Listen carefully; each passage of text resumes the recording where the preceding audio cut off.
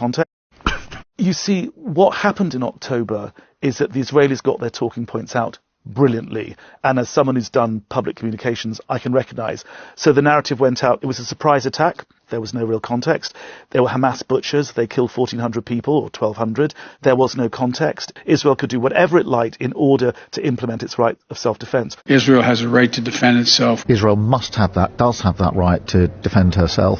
All of those talking points are wrong. There was a context, the context of 1948, the dispossession of the Palestinians, the context of 1967, the context of the occupation, 2007, the context of the blockade, and then all the conflicts that happened since then. The idea that Israel has the right of self-defense.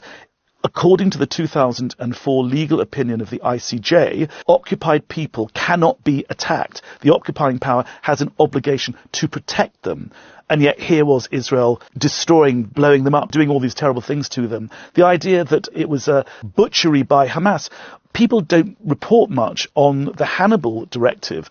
And this is a directive that comes, it's an IDF directive that they put to their soldiers. Haaretz, the newspaper in Israel, has reported, has investigated this. There were at least 3 areas where the Hannibal directive was invoked. Helicopters came in and simply destroyed anyone that was trying to get back into Gaza. That included Israeli soldiers, Israeli hostages, and Hamas and others from Gaza. So there were charred bodies, cars completely blown to smithereens. We don't know how much of that was Hamas and how much of that was the Israeli army. We simply don't know. And yet we accept this narrative that there were these terrorists who came over and butchered 1,400 people. So, as I say, the Israeli talking points are either wrong or simply unsubstantiated. And yet that was the narrative which has taken hold. I saw little kids who were beheaded.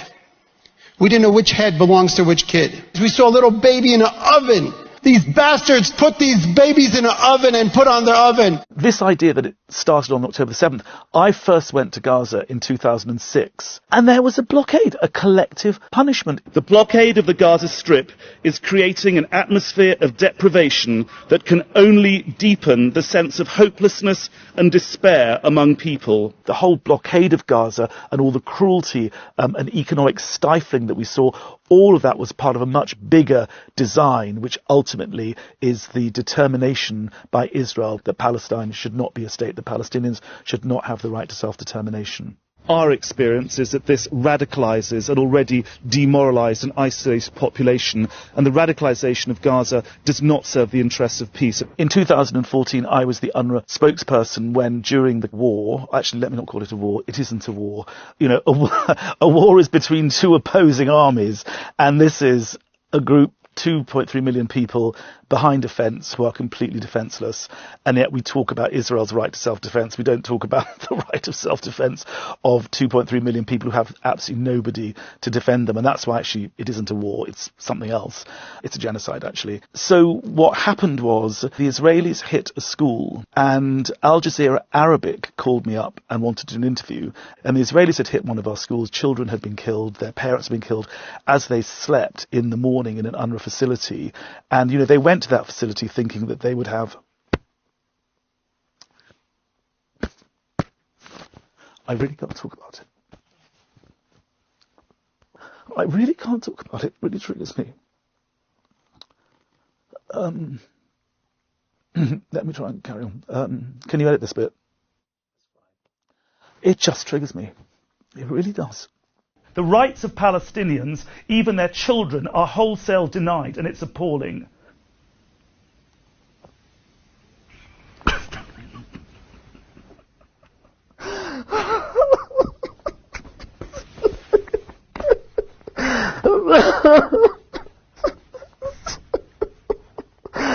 I think it really speaks to man's inhumanity to man that in 2014 there were 530 odd children who were killed, and this was absolutely appalling. We have seen a school hit directly. Children sleeping next to their parents on the floor of a UN-designated safe area have been killed. It is an affront to the humanity of all of us. The world should hang its head in shame. Did you tell them about the location of this school and how many people were inside? 17 times we called to give them the precise coordinates of this school and to inform them of the fact that 3,300 people had taken refuge there. So that is certainly not an excuse that can be given. This is the second time this has happened with a large loss of life. How should the international community respond? Well, we've made it quite clear that it's time for accountability. We've made it quite clear that those with the power to act should take deliberate political action. Though nothing happened in the way of sanctioning the Israelis. We've now moved to a point where at least 20,000 children have been killed. We don't know how many. And yet, again, there is absolutely no meaningful international reaction. It's an abomination and the world should hang its head in shame. In 2014, in a very short war, over 2,000 Palestinians were killed, and there was frankly not much outrage whatsoever. Quite the reverse. People argued that Israel had the right to self-defense. And yet, on October 7th, half that number were killed, and yet there's sort of massive outrage. Of course, circumstances were different. You had the Israeli army indiscriminately bombing densely populated civilian areas. I would argue that's right up there on the scale of evil, against a prescribed organisation crossing over and, admittedly a fence built round them and doing the things that they did. I don't think that comparing kinds of evil gets us very far, but one can certainly conclude that the international reaction to a Palestinian death is not the same as the international reaction to an Israeli or a Jewish death. And I think that double standard is undeniable. Clearly there is a double standard that 40 beheaded babies that Hamas allegedly did, completely fake news, wrong, made headlines, front pages, people like Piers Morgan bought into it. I choked up earlier reading this new revelation about 40 babies being killed. Oh my God. And some of them being beheaded. Biden bought into it. I never really thought that I would see and have confirmed pictures of terrorists beheading children. All sorts of people bought into it. Babies and toddlers were found with their heads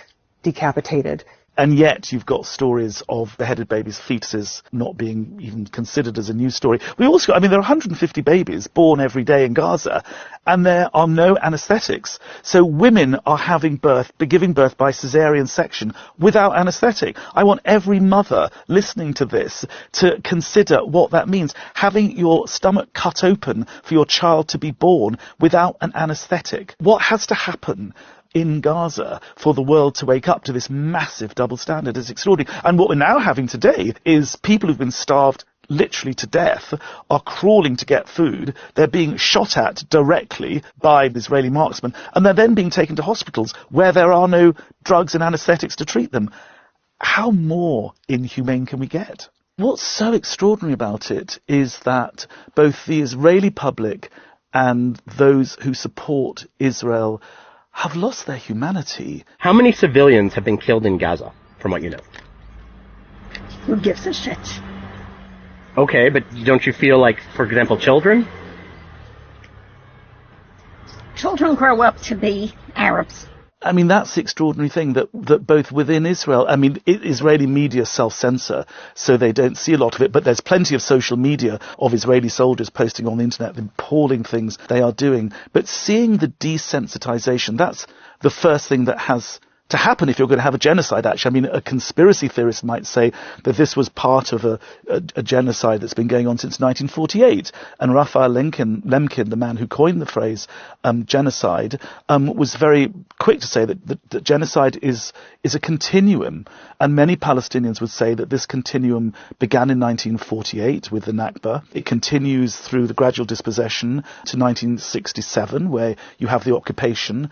And if you're in Gaza, all the way through to the blockade of Gaza, which began in 2007. Then you have a series of wars in Gaza because, of course, Hamas and others aren't going to lie there and play dead. They're going to try and resist this blockade, which is an illegal collective punishment. They don't have a conventional army. What can they do? They make rockets. I'm not someone who says that rockets are a good thing. Clearly they kill civilians, and clearly they're a violation of international law because they're so inaccurate. You can't tell where they're going to go. Nonetheless, I think there is a reason for these rockets, and that's 2007 and the imposition of the blockade. And then what's happened is that the wars in Gaza have seen such little reaction from the outside world. The United States principally, but Germany, the European Union, Britain, they haven't sanctioned Israel. They've very belatedly imposed very, very soft and limited sanctions. And so at every stage, Israel has continued with this genocidal project, has looked over its shoulder and seen almost no international reaction. And so incrementally, it's got worse.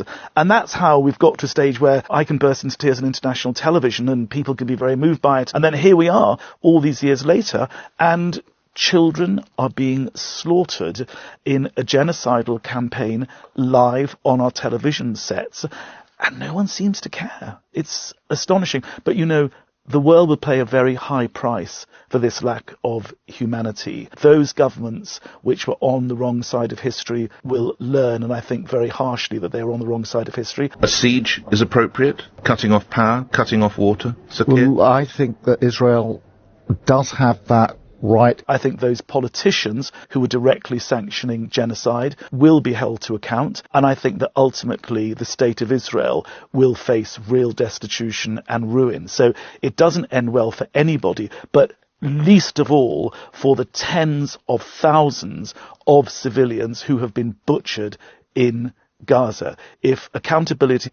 Gaza is unique in the annals of contemporary warfare in being the only conflict with a fence around it. Imagine any city anywhere in the world with 2 million people in it crammed in to this area behind a fence, and imagine then this kind of destructive conflict taking place every 3 years. There would be absolute outrage and dismay internationally, and that's what we should be seeing over Gaza today. What's really interesting about trauma in Gaza is that after the first conflict in 2008, a child was traumatized. Then in the next one, let's call it 2012, the child is dealing with the real trauma that's going on in its life and the remembered trauma. So there's double trauma. And then in the third trauma, you get the real trauma in the present being dealt with, and the second trauma, and the first trauma. So there's layer upon layer of trauma that these children are dealing with as there's more and more conflict. And that's the terrifying thing, that there are children who are being re-traumatized and re-traumatized and re-traumatized. And one talks about intergenerational trauma, that not only are these children who've been traumatized so many times, but they're going to pass their trauma on to the next generation, and that's really terrifying. To deal with all of this, what do you expect me to do? Fix it? I'm only 10. I can't even do anything this morning. I just want to be a doctor or anything to help my people, my cat. I'm just a kid. I don't even know what to do. You see all of the kids around me? They're just kids. Why wouldn't you just send a missile to them and kill them? It's not fair. It's not fair. I shy away from the analysis that says Palestinians are somehow in their DNA going to be terrorists and people who rise up and butcher their neighbours and whatever. I think that trauma has many different ways of expressing itself. But I think the key point here is that it's an obligation of the world to make sure that trauma is dealt with in a way which is best for each and every individual that's traumatised. I mean, the key thing about Palestinian resistance, I think, is it takes many, many different forms because the Palestinians are so intelligent and so creative. So, of course, just being there, just being on the land, just surviving on the land, saying, I'm here and I will not be moved. You can't genocide me out of history. That in itself is a hugely powerful revolutionary statement. But on the other hand, you've got Palestinians doing the boycott, disinvest and sanctions. There are many different ways that Palestinians resist. But the fact is they have the right to resist occupation, and they must never have that right taken away from them. Every Palestinian must be free, and every Palestinian must be free wherever they are. You hear the Likud charter saying, from the river to the sea, there will be no Palestinians. My point is that wherever the Palestinians are, they have a full range of rights as defined in the 30 articles of the Universal Declaration of Human Rights, the foundational document that gives us all of our rights, and those rights include the right to self-determination. The Palestinians must, and I believe will have one day, all of those rights. I think that predictions of the demise of the Palestinian people are premature. And I think that because time and time again, through so many of the conflicts, the Palestinians simply pick themselves up, their dignity is somehow restored through their amazing humanity, and they carry on. And the tragic and the very sad thing in a way about all this is that I have no doubt that the children in Gaza who you see playing in the refugee camps, the children who you see striving to get an education, those sorts of vignettes of life in Gaza are the seeds of hope. And although it's very easy to cede to the counsel of despair, I refuse to do that. And I think that it's wrong really to talk about the final solution for the Palestinians. I think there are many Israelis and Americans in their sort of Hitlerian mindsets would love to see this as the final solution of the Palestinians. But the Palestinians are much bigger than that, and they have too long a history of national revolution and national pride. And I think we're going to see that rising from the ashes of Gaza. Double Down News brands itself as the future of journalism, and I have to say, the more I consume media stuff, the more I think they really are the future of journalism. They dare to say things which other people don't. They dare to challenge the narrative, the orthodoxy that's pervaded by many of mainstream media, and I think for that reason alone, amongst many others, I think they're really worthy of your support. So join the future of journalism, support Double Down News on Patreon.